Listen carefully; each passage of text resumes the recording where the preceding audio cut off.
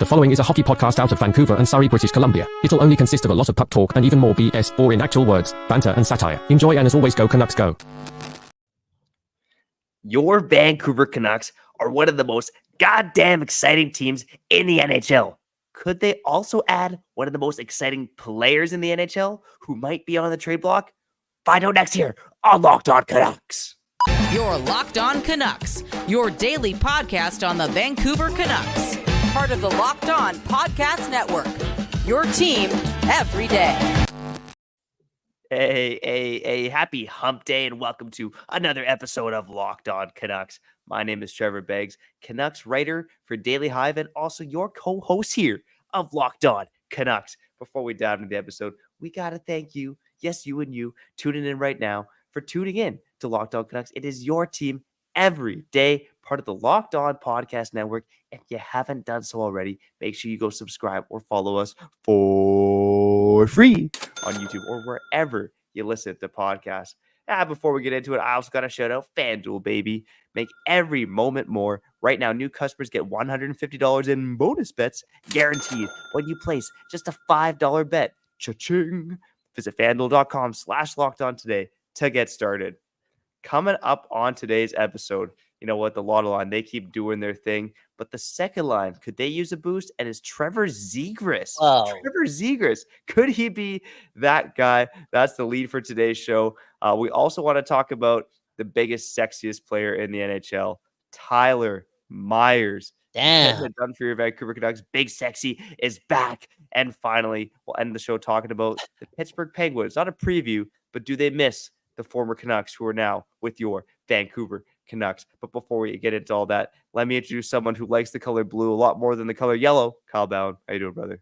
Hey, screw this Kyle. Let's talk about this Kyle, okay? The first comment coming into the show. I love this team.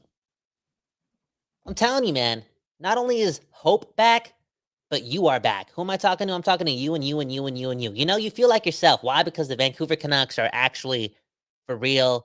They're respectable. The league respects them. We respect them. We love them. And they're doing the most. I said that 50 times last night, but they're doing the most. And this is real. It really is. And that's why we're talking about trades and acquisitions and being buyers. And now we're talking about Trevor Zegras, a player that I'm not going to say could be coming to Vancouver, but I'll say this. He could be coming to Vancouver. Straight up. Never say never. And I think the Zegras conversation is interesting now because, again, a lot of lines back together. You don't have Pettersson and Miller down the middle together anymore. You have Miller, because Pettersson is basically playing wing on that line. You have Miller, and you have Pius Suter, who, again, guys played well. Deserves, at least some kind of look at second line center. But I don't think Kyle, neither you are, I think he's the long-term answer. Could Trevor Zegras be the long-term answer? Now, with Trevor Zegras, I guess some of the smoke there is that Anaheim's making moves, right? They've already traded for Cutter Gauthier, so they got another high-end forward in their lineup. They sent out a high-end defenseman in Jamie Drysdale. Trevor Zegras, they obviously haven't been that impressed with this season. I think his game has become more well-rounded this season under new head coach Greg Cronin, but his offensive production is cratered. He's got 4 goals, 7 points in 20 games. Yeah, his defensive metrics are a bit better, but this is a guy who had 60-plus points the last 2 seasons. Now he has 7 points in 20 games. I don't know if it's a buy low situation, but it might be a situation where Anaheim is looking to move on from the player. Bring that to your Vancouver Canucks. Again, they got a need for a second line center. Maybe there's a spot for Zegras on the power play, depending on what you think of Kuzmenko and Hronek. Could Trevor Zegras make any kind of sense for your Vancouver Canucks, Kyle? There's also that side of Anaheim possibly not even wanting him based on player type, right? That's what I'm kind of hearing from the assumptions that some of the other hockey talkers are saying, right? He doesn't fit that play style, right? And if you hear those things and you bring up the Vancouver Canucks, you think about Rick Tocchet, and it's like, why would he want anything to do with that? And my answer to that is, Tocchett's a smart guy. He can right away see that guy is highly skilled. And he can also hone in on the fact that the coaching staff, the leadership within that organization can alter the course of players. Look at Brock Besser. That guy's a two-way stud right now. His compete, doing the most. Look at that goal that Quinn Hughes scored last night. Rewind the tape 90 seconds backwards. Who keeps the puck in? Brock Besser, doing the most, competing. I think this organization believes that they can teach that to players who may not be tapping into that. And let's say this as well. Trevor Zegras plays on the Ducks. Who does he look up to on that roster? Which allows him to, set the tone and not learn being a young player. You get what I'm saying? It's different out there. Adam Henrique. Again, is Trevor Zegras coming to Vancouver? I don't know. But is Trevor Zegras coming to Vancouver? Maybe. Yeah. So the thing with Trevor Zegras for me is that, there's intrigue in terms of having him as your second line center. I think, what concerns me about it is kind of twofold. One is that, I think the Zegras issue in Anaheim is very similar to the Andre Kuzmenko situation in Vancouver, right? You have two guys who are pretty supremely talented offensively. Like, actually, I think I would say Zegras and Kuzmenko, not even so much underrated, but just two of the best playmakers in the game. Maybe not in terms of points, but in terms of like the flash, the razzle dazzle that they bring on a night-to-night basis.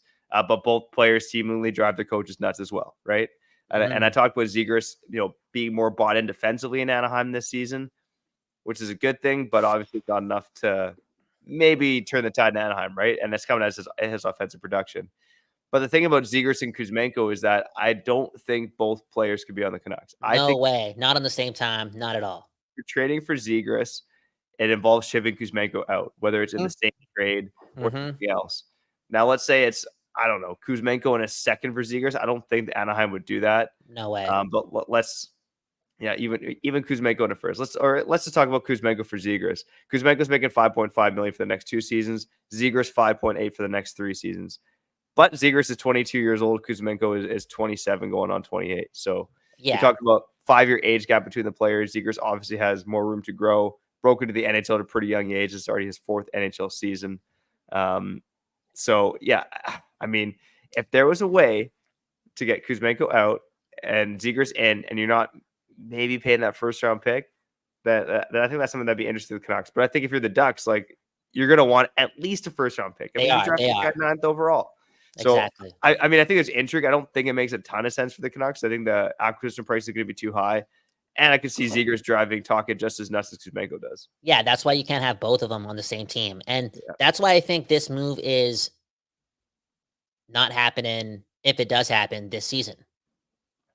It's just too hard to come up with, unless, again, you're swapping Kuzmenko for Zegras, and it's just an easy transition. This all being said, this is something that I can see happening maybe in the offseason, and it's not even to play that part full-time as a second-line center. It's more just having, like, top-end talent who, just like JT Miller, can play multiple positions, and that's another way how you can surround Pettersson with skill no matter what. Because, you press buttons throughout a season, you change things up, and one day it's the lotto line, and then one day it's a really elite Elias Pettersson playing with Zegras, you know what I'm saying? After being coached by Tocchet and being around the guys, like, that sounds pretty lethal and fun and exciting as well. Again, is this going to happen? No. But is this going to happen? Maybe. We're talking about Rutherford and Allvin. And I want to touch on it, man. This whole transformation of Brock Besser, man, into a complete hockey player that exudes effort on every shift. Like, that is powerful. That's impactful. That's, again, doing the most, man. This season is magical, bro. Let's go to the comments. Okay, we got Junior. Again, I'm naming my dog, my next puppy, when I get a new puppy in like 7 years, 8 years, maybe 20 years, okay? Who knows how long Loki will be around for. Hopefully forever. Anyways, he's saying cut some corners and make it happen. Now, when he's talking about corners, is he talking about, get rid of a first-round pick? You know what?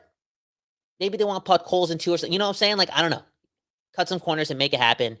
What's the very most you're willing to give up? Like, let's say it's, because do you think Kuzmenko has value? 39 goals last year, still really good. Got some point totals this year. He's not horrible. He's got more points than Zegras. Do you think he has value? And if he doesn't have value, what on top of him are you willing to give away at the most to get Zegras? Yeah, honestly, I I have pause when I think about Kuzmenko in a first for Zegras, but I wouldn't do it. But it makes me think, right? Because again, you're getting a player 5 years younger, similar skill set, but that is a premium to pay, right? A first round pick, and Kuzmenko scored 39 goals last season for a guy who's got 7 points in 20 games. Seems kind of ludicrous. So yeah, I don't think I'm willing to pay a price that Anaheim is willing to ask to answer your question short there, Kyle. Wow. Again, I think there's intrigue in Zegras, but it's just going to be a lot to pay for a player who is flawed. He's a heavily flawed player, right? He's super exciting. Like just thinking of a Canucks roster in 2 years time that has Pettersson, Lekaramaki, Zegras. Like this is a freaking the Harlem Canucks. Hoglander, Quinn Hughes. Yeah, Hoglander. Yeah, exactly. Right. So, and there's a lot of excitement there. And yeah, I don't know if they had some extra draft picks to spare, I'd be willing to do it. Yeah, maybe bro, you're playing it safe, man. These are the Vancouver Canucks. Okay, you know what? I don't see it happening this season, mainly because of like his defensive liabilities, and they're already having a tough time with the Kuzmenko thing. Like you only want at minimum, and at the same time, at the most, one of those guys in the lineup, game in and game out. That's just not one frustrating top 6 player who's offensively inclined. Yeah, exactly. That makes sense. Yeah, I mean, I think for me, for the Canucks, again, we're talking about them winning the cup, right? And I think Zegras, I don't know if he's necessarily helping them win a cup and going through the grind of the playoffs, right? I mean, that's why I've talked about guys like Boone Jenner. I mean, I even brought up Adam Henrique, right? I don't know if Adam Henrique's the answer, but like that's a guy who's been in the cup final, who kind of does the 200-foot game, does it all. Almost the exact same capita as Zegras. He's at 5.8 right now. So, I mean, that's a guy that's obviously way less sexy than Zegras. No offense to Adam Henrique. Not saying he's a bad-looking dude or anything, but that's a guy who could make some sense for the Canucks as well. This guy went from Trevor Zegras to Adam Henrique, A to Z, real quick. Now let's go to the comments. L. Jim says, a late first is next to worthless in terms of game changers. Yo, this is what I'm saying, man. Trevor Beggs coming off the top, cocky as F on this episode, okay? Look at what we're talking about on today's episode. Tyler Myers, better than Philip Hronik, and dude, the Penguins, they're jealous of us? What?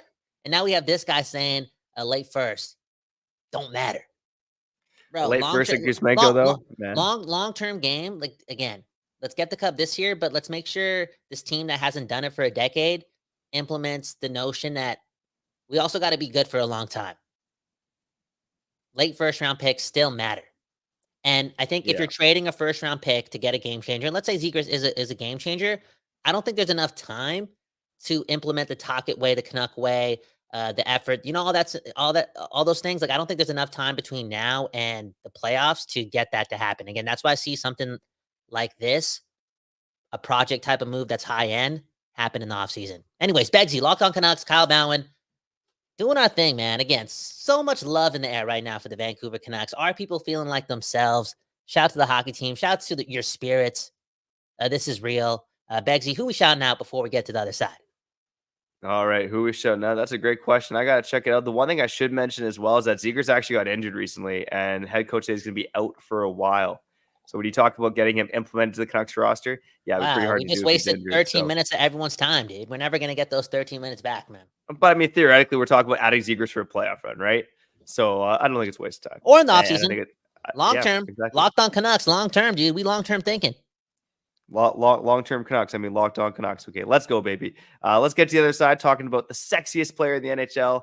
Before I do that, I'm going to shout out FanDuel. The NFL regular season has wrapped up, but there's still time to get in on the action with FanDuel, America's #1 sportsbook. Right now, new customers get $150 in bonus bets guaranteed when you place just a $5 bet. That's $150 in bonus bets, win or lose. The app, it's so easy to use, and there's many different ways to bet, like with live same-game parlays, find bets in the new Sports app, make a parlay in the Parlay Hub, and more. And before I wrapped up this read, I wanted to check out the Vancouver Canucks Stanley Cup odds on FanDuel. Apparently, they were the 13th best team in the NHL. Well, guess what, Kyle? They're now the 12th best team in the NHL with the 12th best odds to win the cup. Come on, FanDuel. What are you doing? Come on, bro. With some good value there. The Canucks plus 2,200 to win the Stanley Cup, meaning a $10 bet would return you $220. Not bad. Wow, Not dude. bad. So whether you bet on NFL, NHL, I said I'm going to put $1 million on it. A milli. Nice. There we Yep, go. there you Gamble go. with the life savings like our friend Tambir. Might as well. Whatever bet you're making, make sure you go do so on FanDuel. Visit FanDuel.com/lockedon and make your first bet a layup. FanDuel, official partner of the NFL.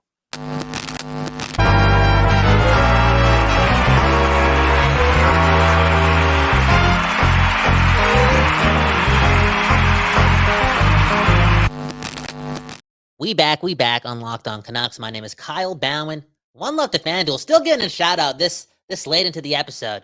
I love it. Anyways, Trevor Beggs, Kyle Bhawan, doing our thing, and I don't know, dreaming, assuming, talking about Trevor Zegras, A to Z so quick with the Vancouver Canucks.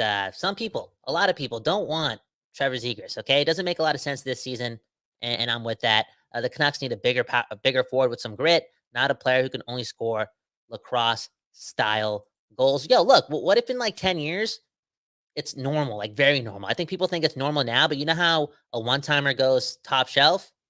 What if there's just like, I don't know, 10 lacrosse goals a week? We don't know ish, man. We're 30 years old. The future is different. That's the way the game's going, right? I mean, Exactly. yeah. There'll always be a place for physicality in hockey, though. And I know, Jimmy, appreciate you commenting. And we've seen those comments before, right? Jimmy wants a power forward. And, I maybe not. I think there's intrigue with Zegras, but I would prefer a guy, like I mentioned yesterday. Every day is probably no. Boone Jenner. Boone Jenner would be a guy who I think would be a fantastic for the Canucks for a playoff run. I'm going to keep bringing him up, too. Honestly, I just thought of the craziest thing ever, man. I was going to say, you should name your next son Boone whenever that happens, right? Boone Beggs. But I'm like, yo, I'm going to take that name from my future son, Boone Bhawan. Unbelievable, man. That is something else, man. We figuring out life on Locked On Canucks. And I'm figuring out this. I can't believe this just happened, okay? The disrespect that I've been spewing Tyler Myers for years and years and days and days and days and days. It's slowly disappearing. But at the same time, I feel as if I'm disrespecting him even more day by day, because I never knew this. Is this true? Junior is telling us that Myers, in 41 games this season, has 18 points and is a plus 16, a.k.a. if the Canucks move him at the deadline, he's probably worth the first. What? Yeah, maybe not quite that much based on the cap hit, but yeah, Tyler Myers, man, like this might be the biggest miracle, the biggest accomplishment of Rick Tocchet, Sergei Gonchar, Adam Foote, and this coaching staff is resurrecting Tyler Myers' career. Look, I think we've still seen those moments out there where, he's bobbling the puck and he's not making the smartest play right now. But man, oh man, Tyler Myers. Okay, last year, I'm going to bring up the Athletic player card quickly. Last year, Tyler Myers had negative value. It showed his salary being $6 million, and him being worth like negative 600,000 or something like that. He sucked. He was basically one of the worst. His value was like negative 6.6 or negative 6.9. Nice, negative $6.9 million. Like it was ridiculous. He had negative value. He was Lucas Spiza. Spiza, dude, it was worse than Spiza. Like Myers was brutal. And this season, we see a guy who, smarter on the boards. He's defending the middle of the ice better. He's got more support. So it shows that I think Tyler Myers in the right system is a better hockey player than what we've given him credit for during his time in this market. And now look at his market value this season. No, not $6 million, okay, but $2.6 million, okay? So a high-end third pairing, maybe even a low-end second pairing defenseman, right? And that's kind of what we've seen from Myers this season. Like, to me, that $2.6 million market value makes sense for what we've seen from Myers. Again, lots of time on the penalty kill, laying the body, putting up some points as well. Tyler Myers had 2 goals in like 100 plus games entering the season. Now he has 3 goals in the season. So much that I've loved about Tyler Myers, man. And tell Kyle, am I wrong? Is this not the biggest miracle, the biggest accomplishment of this coaching staff so far? You know what? In life, man, I don't mind getting proven wrong, especially by those, those that I respect, those that I want the most from, right? AKA the Vancouver Canucks. So if they're going to shove it up our rear end when we talk ish about them, so what? It is what it is. Thank you very much. I like it there. What? I like being proven wrong, okay? I like being proven wrong by players on the Canucks. And again, I don't know how I didn't mention games ago that this, again, was one of the biggest miracles, because you're right. You spewing that little spiel made the most sense in the world. The Vancouver Canucks are a much better team, and Tyler Myers producing a miracle is a big reason for that. And he's only able to produce that miracle because he's doing less, AKA playing less, but ultimately, again, doing less. Why is he doing less? Maybe Tocchet's gotten to him, but Simple math, okay? Simple physics, simple calculations. Again, he's playing less. And Beggsy, to slap you in the face, what's the word? To slap you in the face, okay, metaphorically. This is the big reason why I don't want Quinn Hughes and Filip Hronek to ever be split up.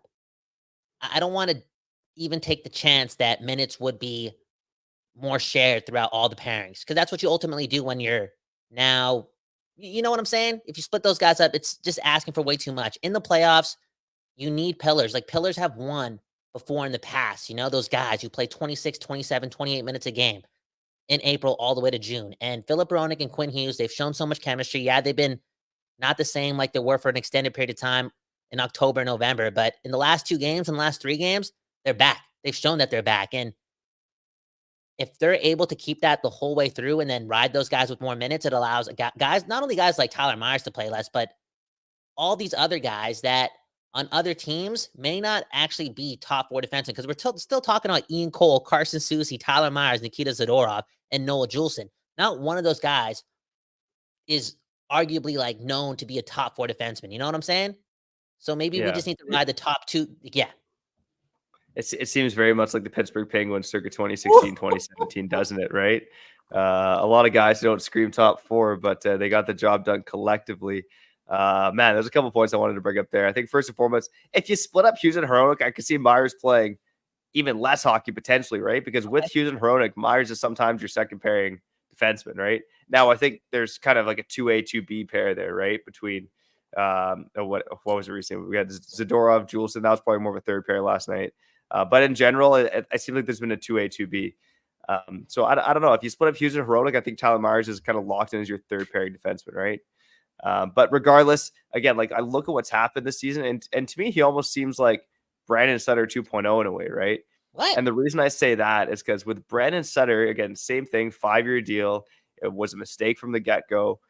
But it seemed like the sentiment around Brandon Sutter changed towards the end of that contract. Like, the end of Brandon Sutter's contract was that COVID season. He had 9 goals in 40-something games. I think we were starting to respect what he could bring defensively to the table. It was a bad season, so I think maybe Sutter looked better than he actually was. But now we're in a similar situation with Myers. He signs that 5-year deal, gets chastised with the entire contract, rightly so. Now we're at the end of the contract. You're just like, do you bring this guy back on a $1 million, $2 million per year deal? I mean, that's what happened with Sutter. Could you see the same thing happening with Myers? I don't know. Like, that to me actually seems impossible now because of how he's playing this season. Dude, we saw Eric. He's not making $6 million. But he might be making 4. Oh, I'd be surprised, but you never know. Okay, you know what? Again, we gotta put this on a t-shirt. Look at these stats, bro. Look at these stats. He's still got, like, the name still got some pedigree, Like, Eric Goodbranson signed for $4 million. Luke Shen signed for like 3 plus, Yeah, so, Tyler Myers is also going to be 34 on February 1st here. I guarantee somebody's going to offer him 2 years at $8 million, 2 years at 9, something like. No way. If he finishes the season with 40 points and is like a plus 30, like, you don't think one team like Eric Goodbranson got a 4-year deal worth $16 million. Yeah, Goodbranson at the time was around 30 though, right? Like, you start talking about 34, it's a bit different, right? I could see Tyler Myers getting like an Ian Cole contract, maybe not a 1-year, but even a 2-year, like a 2-year. No, you're right. Million. I forgot 34 was a new 40. I forgot. In the NHL, you know why? Yeah. You know why I forgot? Because you and I are there, man. Unbelievable, man. Yo, honestly, shout out to everyone on Locked On Canucks. More subscribers. The ups are happy. Who knows? Down the road, maybe, just maybe, more money. And if that's the case, I'm going to Turkey because, again, I'm getting older. The hair's flying away, dude. It's flying away. So I need to fly to Turkey to get the job done. And I want to get there knowing that it wouldn't have happened if it wasn't for the people at Locked On Canucks. For real, man. I'm gonna come with you, bro. Oh, dude, we're both getting it, man. Yeah. Shout out to you and you and you and you. The Vancouver Canucks doing the most, and the people, again, I'll say for the 3rd time, everyone is starting to feel as if they're themselves again in our universe, and I'm blessed. Let's go. One last thing I want to mention on Myers is he's played all 41 games so far. If he plays another 41, if he plays all 82 games for the Canucks, he will hit 1,000 games at the 82 game mark. So shout out to Big Sexy. Let's bring back that nickname, man. Tyler Myers is Big Sexy, buddy. Let's go. Big Sexy, dude. I wish they called me Big Sexy back in the day. Big Sexy B. Not Too bad no one called you that, eh? I've never been called sexy in my life, man. That's not true. I've been called nice. He's a nice boy. Let's talk about some nice boys on the other side, and they are Patrik Allvin and Jim Rutherford. But before I do that, I got to shout out Jase Medical. I know we come to sports to escape from some of the crazy realities of real life, but can we just talk for a minute about preparing for real life? According to the FDA, pharmacies are running out of antibiotics like amoxicillin right in the middle of one of the worst flu seasons in over a decade. That is scary. I can't imagine a more helpless feeling than if Kyle or someone else I love got sick while a supply chain issue kept them from the life-saving medication they needed. Thankfully, we'll be okay because of Jase Medical. The Jase case is a pack of 5 different antibiotics to treat a long list of bacterial illnesses, including UTIs, respiratory infections, sinusitis, skin infections, among others. This stuff could happen to any of us. Visit jasemedical.com and complete your physician encounter. It will be reviewed by a board-certified physician, and your medications will be dispensed at a licensed pharmacy at a fraction of the regular cost. It's never been more important to be prepared than today. Go to jasemedical.com and use offer code LOCKEDON to get $20 off your order.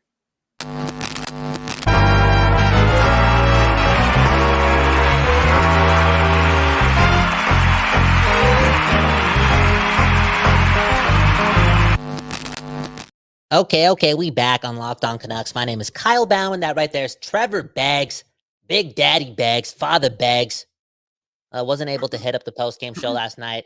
And that's because, again, he was out in the woods looking for a cow so he could bring it home and feed his family. I'm telling you, this guy's the second best dad in the world. I got to ask you this question. Life's been crazy. How you doing? Whew, I'm doing good, man. I'm actually the third best dad because you always say your dad's number one, and then Shiraz, you mentioned the other day, is number 2. So yeah, I'm the third best dad now. Don't have the handlebar mustache to go with other dad stuff that I got. You could do it though, man. You could do it if you were confident. Beggsy, man. Okay, honestly, as we get older, I want you to know that you're still allowed to be confident, man. You may not be able to be young, but you're allowed to be confident.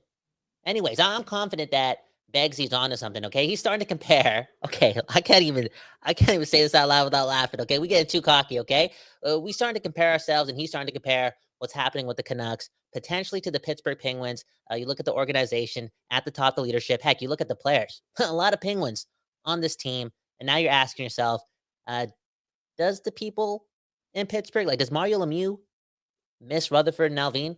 Like, did they screw up and not promote Allvin? You got what I'm saying? It's kind of seeming like that right now, right? And, Rutherford obviously plays a part in it too. And Rutherford left the Penguins. It wasn't like he left the Penguins or the Canucks, right? He left the Penguins to be with his family more, and he was dealing with health issues.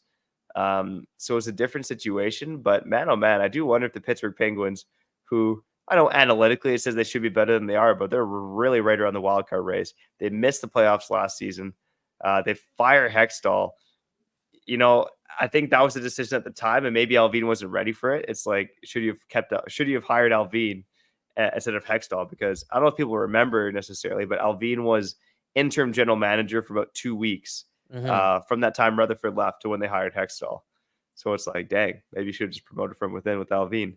Because lo and behold, you look at the Canucks and they made the moves, right? The big moves like Philip Peronic and Bo Horvat out. The depth pieces, they're all hidden. And it's like in Pittsburgh, I know with Dubas is a bit different, but like the Ryan Graves signing hasn't worked out so far. I think that the Erik Karlsson trade was a good piece of work, not just the trade itself, but getting rid of some bad salary. But yeah, man, oh man, the Pittsburgh Penguins kind of just win one, lose one. Even recently, the roster's kind of so. Some of the free agent signings haven't worked out. I think Noel Achari was another bad one so far. It's just like, damn. Do the Pittsburgh Penguins still wish they had Allvin and Rutherford? If I were the Penguins, I would certainly wish that was the case. Yeah, I mean, Allvin has proven to be pretty good at pro acquisition and also rebuilding on the fly. Dude, like 8 months ago, we're talking about kind of like blow it up. Like, there's even a portion of the fan base that was like, dude, trade Miller too. Tank and trade Miller. You know what I'm saying? Crazy. So Allvin knows what he's doing. Now, Pittsburgh is still a team equipped with Malkin, Letang, and Crosby, champions, okay? We've been talking a lot about champions on this show, not because we are the champions, but hey, a lot of people in the building have been those same champions, and that's why I can't really doubt Pittsburgh the whole way through. I got to kind of respect them until game 82. This is a team that didn't make the playoffs on game 82. In fact, because they didn't, Florida did, and boom, you saw what happened. I think they're ultimately still not only like in the like obviously they're in the wild card race, but I think they're still like a favorite. They got Crosby doing his thing, still playing well. Still respect the Pittsburgh Penguins and Dubas, man, Dubas. This guy, I don't know about him, man. This is huge, man. But at the same time, if this season falters for the Penguins, you got to give this guy time because he walked into a weird situation. It's like not easy, not simple. You know, we're talking about not necessarily big egos, but big legacy. There's a lot of work to do there, but it's kind of hard to do the biggest parts, you know, or move the biggest parts. It's impossible. Yeah. I mean, honestly, it's too early to tell on Dubas and you know whether Dubas or Allvin is a better GM. Although our buddy, former Locked On host Nick Bondi would definitely say that you know Kyle Dumbass isn't a very great GM. That's again Nick Bondi's words, not mine. Oh, come on, man. But, you know, Allvin versus Hextall. I mean, that's like clear as day. Like Hextall made some pretty bad moves as Pens GM. That's what Pittsburgh gets, though. I know this is a Canuck show, but come on, this is like some good hockey conversation, and this is a lesson that everyone needs to learn. Okay, you got to stay loyal. You got to stay loyal to your bros. And this guy's like, well, the Pittsburgh Mario Lemieux's like, you know what? We don't need Allvin. We need a former Philadelphia Flyer legend. Yeah, it's like the Canucks being like, instead of hiring Allvin, they hired Ryan Smith. Yo, straight up, dude. Dark times. Oh man, so they deserve what they're getting right now. And shout out to Allvin and Rutherford. Dude, if the Canucks win a Stanley Cup this season, even though they haven't been here for a very long time, obviously they would get a lot of credit. But I feel as if it would even be warranted somewhat of a documentary, okay? Because Trevor, we should do an episode this week looking back at the roster 12 months ago. Not 24 months ago, 12 months ago. And the fact that they've kind of nailed on so much of their pro acquisitions within the depth positions of this organization at the rate that they're doing it in doesn't show us that they're being lucky. These guys are crazy. They're good. And they're also champions. Like back-to-back champions not too long ago. So, yeah, I'm amazed. I don't think this is lucky, though. Again, I don't think this is lucky at all. No, and we're halfway there, and Canucks are rocking and rolling, and I know neither you or I thought we'd be there. Quick stat from Junior. Thanks for commenting. Yeah, Dakota Joshua. Holy, another empty net goal last night. 20 points in 40 games, plus 14, 11 goals. Like Rick Talker called it last season. This guy has the ability to score 20 goals, and halfway through the season, he's on that pace. So incredible stuff from the entire roster. One last thing I want to say before we get out of here. Again, playing around with the Athletics player cards. Tyler Myers' value we mentioned is $2.6 million. Trevor Zegras is 2.2. So maybe the trade is, Zegras for Tyler Myers. Or Dakota Joshua for Trevor Zegras. Holy, I mean, we talk about pro acquisitions. We're talking about Dakota Joshua playing on like an average Blues team and not even playing a lot. But for Allvin and Rutherford to pick a guy like that and to see this amount of output is, again, not lucky. They got skill, dog. Like they know what they're doing. Yeah. They know what they're doing to the point that, remember, when Rutherford was on that's how cocky this team was. That's how confident Rutherford was. Like, he had no problem going on the radio in Vancouver and just talking the most ish about some of its team's employees. Right away. Joe sucks. Yeah, seriously, it was crazy times in Vancouver. I guess we're almost a year about the Boudreaux fire, too. Yeah. There we go. We got hey, Nick Bondi is in the chat. He's actually Jimmy. What? Funny times. Oh. All right, guys, let's get out of here, man. Okay, we gotta get out of here. Yeah. Commenter there was saying Kyle Dubas with the worst GM in the league. Yeah, I'm not quite sure about that. Although I'm not quite sure who the worst GM is anymore. Now that Betting, Dorian are gone, Hextall is gone. I'd have to think about that. Brad Tree Living might actually get a few votes but no Toronto Maple Leafs fans. Go might not be Canucks, man. huge Go fan of that. Canucks. Go man. Canucks, go. Doesn't matter. Yeah. Pascal being best GM in the NHL. Rick talking best head coach in the NHL. Your Vancouver Canucks, the best goddamn team in the NHL. I don't care what the standings say, but I got to shout out the everydayers, occasional listeners, first-time listeners, new subscribers, and those of you who join us on the live show. We love each and every one of you and your dogs too. Coming up, we're going to preview the Pittsburgh Penguins, Vancouver Canucks, the actual game. We'll talk about it tomorrow. Might talk about some more second line center targets. Definitely going to talk about the Lotto line and their success. And we'll do a couple other deep dives because that's what we love to do here on Locked On Canucks. But for now, I'm Trevor Beggs. That guy's Kyle Bhawan. And you've been listening to Locked On Canucks. Go Canucks, go. Home of the West Coast bias. Man, oh man, can't get enough. Peace. Your Locked On Canucks, your daily podcast on the Vancouver Canucks. Part of the Locked On Podcast Network. Your team